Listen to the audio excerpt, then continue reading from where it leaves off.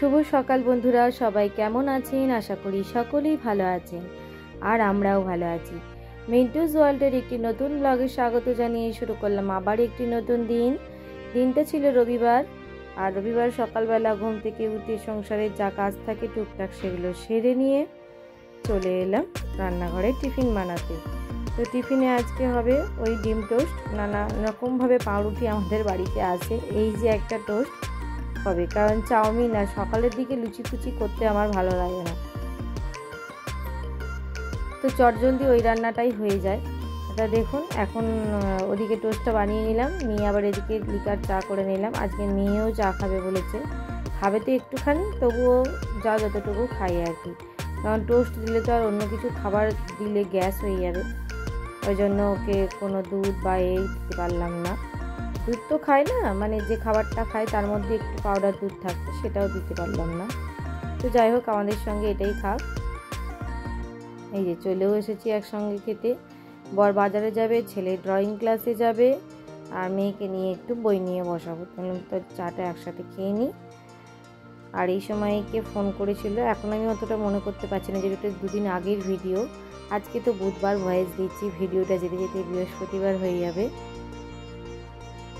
সামনেই এক্সাম চলে এসেছে, তাই এখন প্রচণ্ড ব্যস্ত আছি বাচ্চাদের নিয়ে। এবার তারই মধ্যে যতটা যা করতে পারছি একটু শেয়ার করার চেষ্টা করছি আর কি। কারণ দেখেছি ভিডিও যখন থামিয়ে দিই, আমাদের যেহেতু চ্যানেল ছোট্ট, তখন কিন্তু ভিডিওর রেট প্রচুর নেমে যায়, ওয়াচ টাইম প্রচুর নেমে যায়। ওই জন্য ওয়াচ টাইমটা ধরে রাখার জন্য ভিডিও আমাকে দিতেই হয়। এই যে দেখুন, এখন সবাই মিলে চা খেয়ে নিচ্ছে, আর আমার ছেলের মুখ গোমড়া হয়ে আছে। কেন মুখ গোমড়া হয়ে আছে, ওকে একটু পিছনে লাগলাম।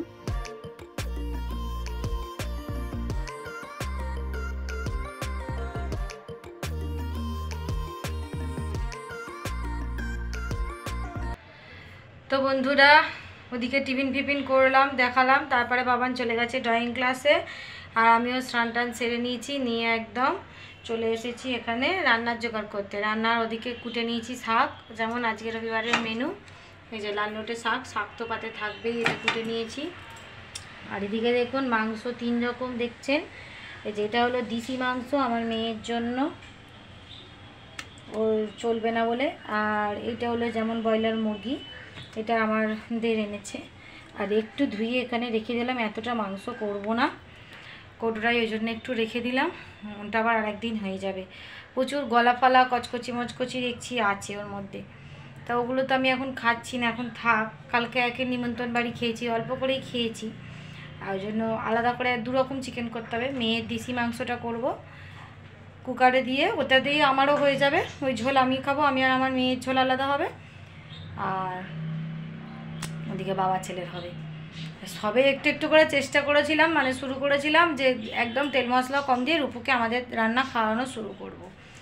সেটাই করছিলাম, প্রথম শুরু করেছি 2 সপ্তাহ, ব্যাস তার মাঝখানে আমার লিভারের এইরকম অবস্থা হলো। মেয়েকে কি করব, আবার নিজের আলাদা করতে হবে। ওই নাও, মেয়ের সাথেই ঝোল খাই। ঝোল লগ্নেই মনে হয় আমার জন্ম হয়েছে, খালি সবসময় ঝোল খেয়ে খেয়েই আছে। ঠিক আছে, সেটা রান্না করি যেহেতু। এটা আমার ফোন, আর আমার এই যে ফ্রন্ট ক্যামেরায় ছবিটা তবু ঠিক আছে, ব্যাক ক্যামেরায় একদম আবছা, তো এই ফ্রন্ট ক্যামেরাতেই করছি। এখন প্রসেনজিৎ বেরিয়ে গেছে কাজে, রবিবার হলে একটা আলাদা ডিউটি করে, আবার যখন আসবে তখন ওর ক্যামেরা পাবো। তাহলে চলুন ভিডিওটা দেখতে থাকুন।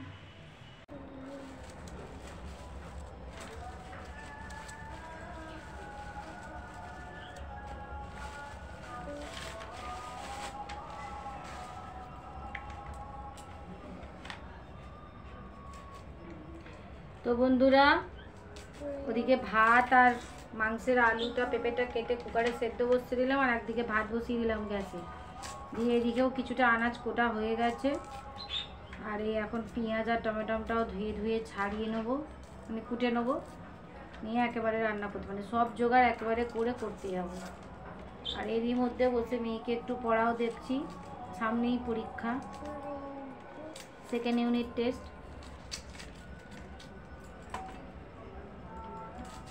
করতে করতেই, আর এই ফোনে যতটা ক্যামেরা এরকম ফ্রন্ট ক্যামেরায় করা যায় ততটাই চেষ্টা করছি।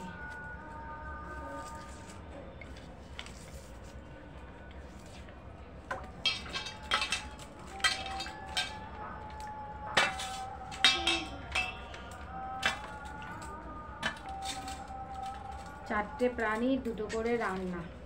আমাদের বাড়িতে বরাবরই এরকম 2 রকম করেই রান্না করা হয়।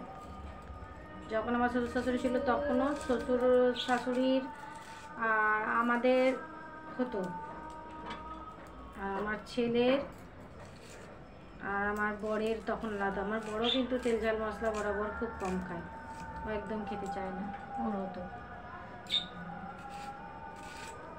তারপর যখন শ্বশুর অসুস্থ হলো তখন আবার ওই রকম পাতলা করে ওরকম ঝোল হতো, ছেলের হতো, শ্বশুর মশাইয়ের হয়ে যেত একদম একটুখানি করে কালো জিরে ফোড়ন দিয়ে করতাম। মা আমি করে নেবো, তুমি থাক, তুমি পড়ো, আমি করে নেবো, তোমায় ছাড়তে হবে না। আর এই এখনো চলছে। আর দেখুন এই বারান্দাটায় কি সুন্দর রোদ্দুর আসে না, এই রোদটা খুব ভালো লাগে। এই শীতকাল পড়লে আমি এইখানটায় বসে আনাজ ফানাজগুলো কুটি। রবিবার বলেই আজকে সম্ভব হচ্ছে, কারণ অন্যান্য দিন আবার অফিস টাইম, স্কুল টাইম সব থাকবে, তাড়াহুড়ো করে ওইখানে, তখন আর এখানে আসার সময় নেই। সকালে তখন রোদটা আসেও না, মিনিমাম 11টা বাজবে তবে এখানে রোদ্দুরটা আসে।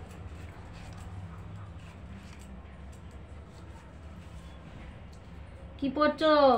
ধরবো কিন্তু আমি এগুলো ধরবো, আর এগুলো লিখতে দেবো পরের পাতারগুলো দিয়ে ওদিকে রান্নায় যাবো। পড়ো।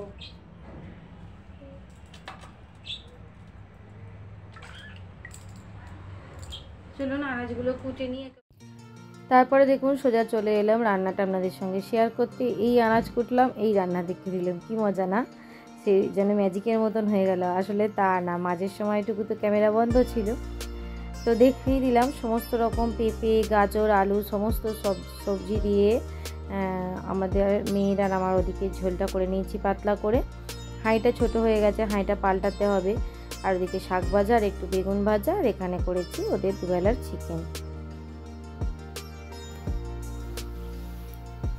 তো বন্ধুরা এখন সন্ধ্যাবেলা হয়েছে, একটুখানি চাটা খেলাম।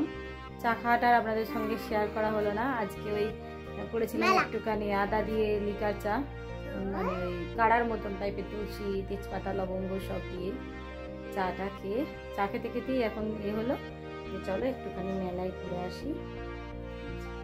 চলো রূপু রেডি হয়েছে, এই চা বাবানও দিকে রেডি হয়েছে, আমার বড় যাবে।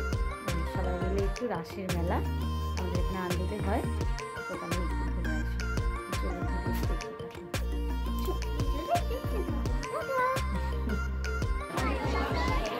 দেখুন বন্ধুরা চলেও এলাম। এটি হলো আমাদের আন্দুলের রাজবাড়ি। রাজবাড়িতে এবারে রাসটা করেছে, অন্য সময় কিন্তু মাঠে করে, মানে অন্যান্য দিকে প্যান্ডেল করে করে, এবারে রাজবাড়িতে করেছে। প্রায় গত 2-3 বছর পর আবারও আমরা আন্দুলের রাস দেখতে এলাম। বিয়ের পরপর প্রথম উলুবেড়িয়ার রাস দেখতে যেতাম, আন্দুলেও আসতাম, কিন্তু এই 2-3 বছর আর ওই সমস্ত শরীর খারাপ এই ওই করে আসা হয়ে ওঠেনি আর কি।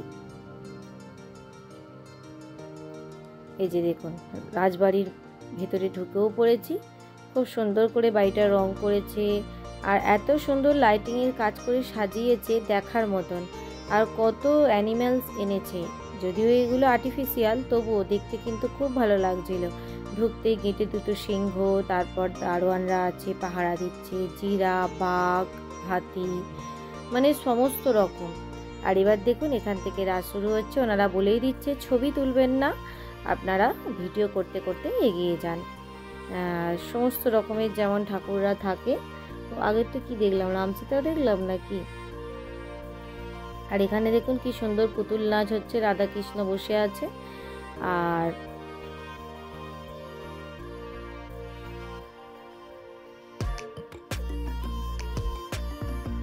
জি এখানেও খুব সুন্দর, ভিতরে একটা ছোট্ট গোপাল ঠাকুরের মতন আছে, আর তাকে যেন সবাই পাহারা দিয়ে আছে এরকম।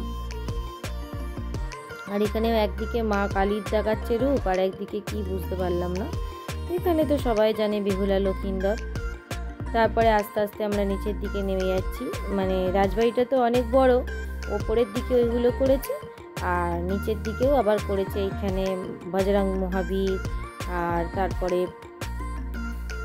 যে মহাবীরকে দেখালাম, এইখানেও করেছে লেখাটা দূরে বলে এখন বুঝতে পারছেন। এখানেও রাধাকৃষ্ণ খুব সুন্দর করেছে। তারপর যখন আবার মেলার দিকে গেলাম সেখানেও খুব সুন্দর করেছে। এই দেখুন দুদিকে দুটো দারোয়ান দাঁড়িয়ে আছে, শ্রীকৃষ্ণ গাছের নিচে আছে। এবার বাড়িটা আপনাদের দেখাই, দেখুন কত সুন্দর করে লাইটিংটা করেছে, দেখুন কি ভালো লাগছে। বাড়ির কালারটা এত মিষ্টি দিয়েছে, প্রচুর বড়। জানি না আমার আন্দুলের কেউ ভিডিও দেখেন নাকি, তাহলেই বুঝতে পারবেন, কিংবা আপনারা ইউটিউবেও যদি সার্চ করেন আমাদের আন্দুলের রাজবাড়ির গল্প পাবেন। তাই সেইখানেই আমাদের আন্দুলের রাজবাড়িতে রাসের মেলা হয়েছে, দেখার মতন। কিন্তু এটা হলো উঠোন, উঠোনের মধ্যেও করেছে।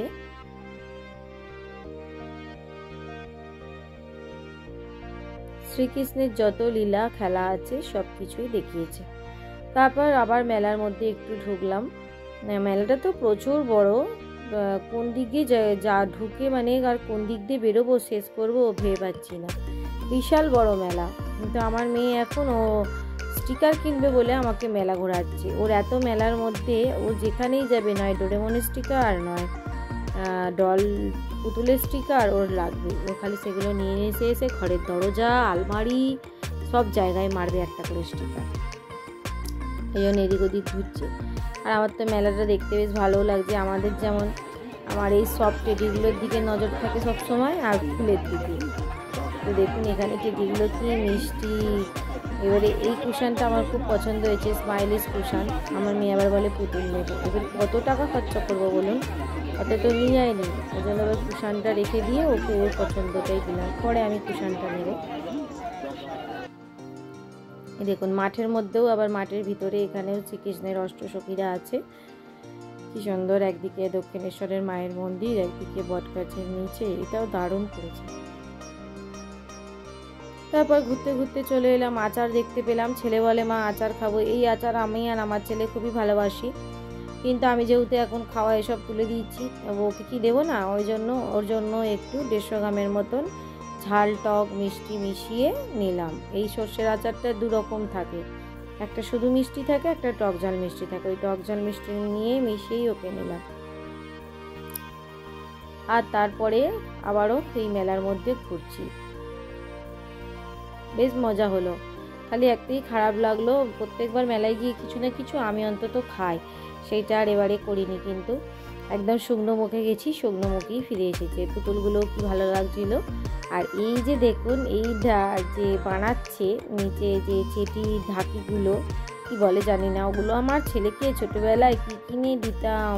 আমার শ্বশুরমশাই ওদের দড়ি বেঁধে দিত, আর ও রাস্তায় ঘরের ভিতর ছাদে মানে দড়ি টেনে টেনে ঘুরতো, আর ওটা ডুমডুম করে বাজতো। সেই গল্পটাই বাবানকে করছিলাম। বলছি কিরে নিবি না কি, ওর লজ্জা পেয়ে গেছে।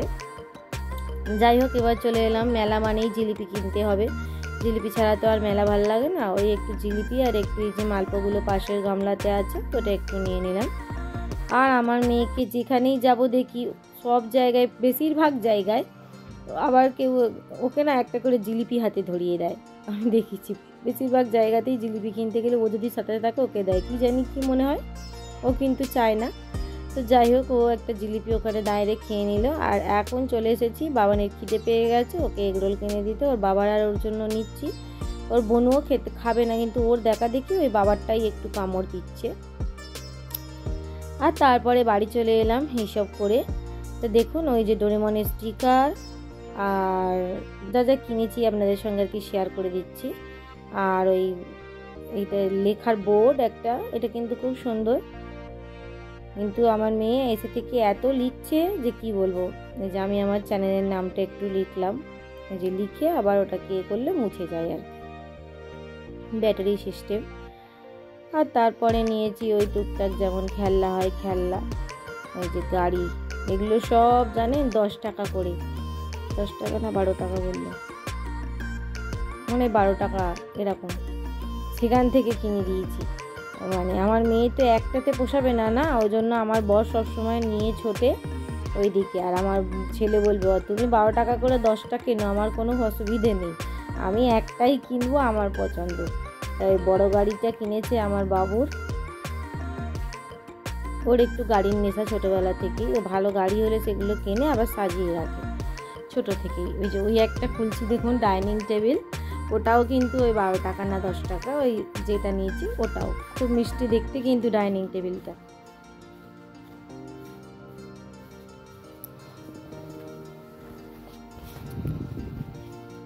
তো সারাদিন সংসারের কাজকর্মগুলো সেরে সন্ধ্যাবেলা মেলায় গিয়ে মনটা বেশ ভালোই লাগলো। রাসের মেলা তো এখন অনেক দিন থাকবে, দেখতে বেশ ভালো লাগলো। এই যে দেখুন ডাইনিং টেবিলটা আবার ছাতা সিস্টেম আছে, ছাতাটা লাগিয়ে দিলাম।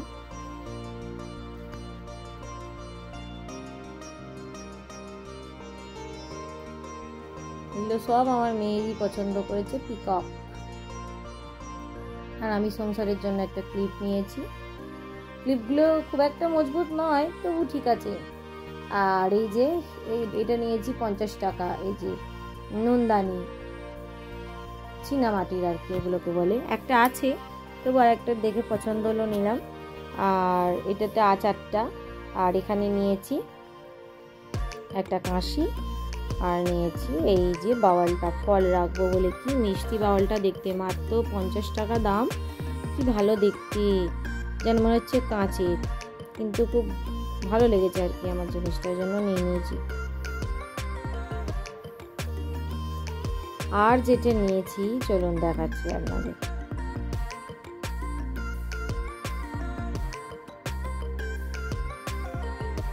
এই যে কাঁচের গ্লাস কাপ আর কি, গ্লাস কাপ।